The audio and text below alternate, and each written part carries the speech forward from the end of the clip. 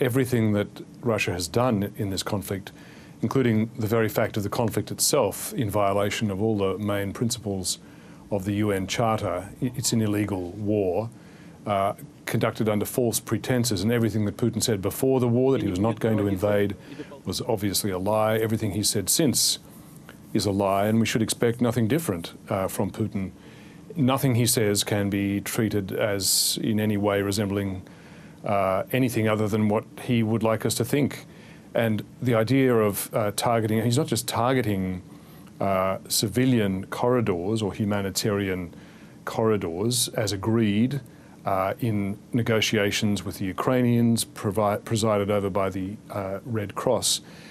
They're actually deliberate death traps. They are luring civilians into harm's way where they can conveniently and predictably kill them in large numbers. This is what, I mean, he has form on this. Putin did this in Syria in 2015, agreeing on supposed humanitarian corridors and then murdering the civilians who turn up in them. So we shouldn't expect him to honour any agreement, and we should expect him to continue killing Ukrainian civilians whenever he has the opportunity. How then should the West respond? I mean, it's been very clear that they are not going to go into Ukraine to help them fight this battle, but the rules have just gone out the window here. They have.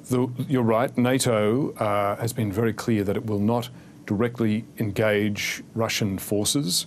The Americans have been particularly clear about this and particularly open about it, and it's even written into the National Strategic Defence Guidelines published in 2018 that the US will not engage in a direct kinetic conflict with Russia.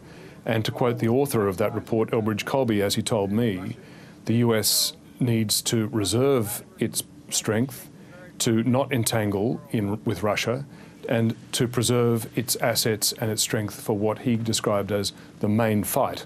And that's yet to come, and that's with China. And the NATO powers are very aware that that still looms with a much more formidable power in future. So they're very wary of getting tied up militarily and don't want to have a full-on war with Russia. To your question, how should the West respond in the absence of engaging in a kinetic war directly with Russia?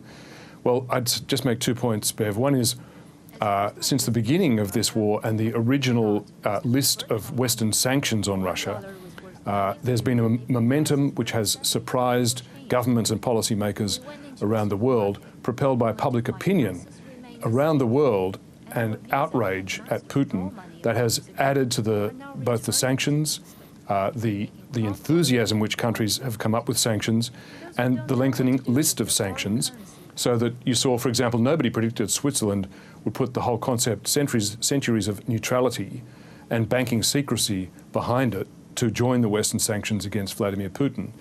Nobody expected that at this stage of the game, for example, the US would be talking about possible bans on Russian oil. This is Americans potentially watching, forcing up the price of petrol at the pump in the US.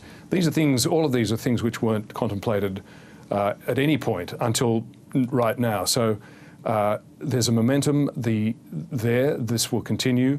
The economic sanctions on Russia will be shattering, and the number of countries supplying munitions and arms and the lethality and scale of those arms seems to be escalating week by week as countries motivated by or propelled along by public opinion add more. And we now see the debate with several countries working to try to get some fighter jets into Ukraine. So that's about as good as it's going to get, short of kinetic force.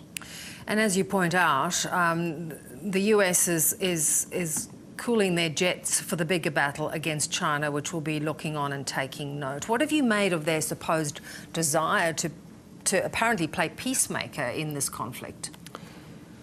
Well, I think the hard reality behind the Chinese position is the one that we saw on display last month, where Vladimir Putin shook hands with Xi Jinping to declare their new so-called no-limits strategic agreement. Yesterday, Wang Yi, the Chinese foreign minister, said plainly that our relationship with Russia is rock solid. We will not be changing our relationship. That relationship is one of support, economic support, where China is not only continuing its normal trade and financial arrangements with Russia, but stepping them up to throw an economic lifeline to Russia.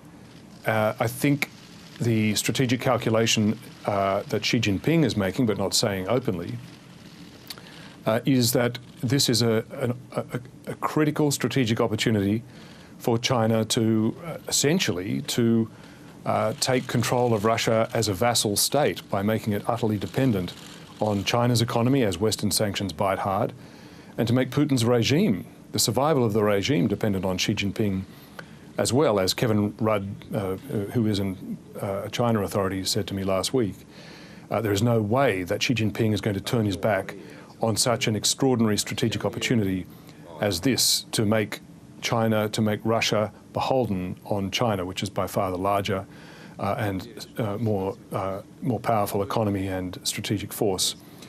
And as for being a peacemaker, as you mentioned, Bev, yes, this has been, I think, China's fig leaf to cover its lack of criticism of Russia's attack on Ukraine, but also a fig leaf to cover its inaction and its inability, or its refusal to do anything to restrain Russia in any way. However, the fig leaf has just been whipped aside, and we can see the Chinese intention in all its ugliness, because there is no point. I mean, Wang Yi has said that the main point is to get the Russians and the Ukrainians talking directly to each other, and China's prepared to help in that vein. Well, they don't need to help, because the Russians and the Ukrainians have announced that their foreign ministers are going to meet face-to-face in Turkey shortly. So the fig leaf is gone, and China is exposed as supporting the Russian invasion while pretending to observe some sort of confected neutrality. And at the same time watching as Russia just destroys the international rules order, the sovereignty of borders, with almost impunity from any real retaliation. This is the raw reality underlying the position, and we shouldn't expect to see any change in that. Good to talk as always, Pete. Thank you so much. It's a pleasure, Bev.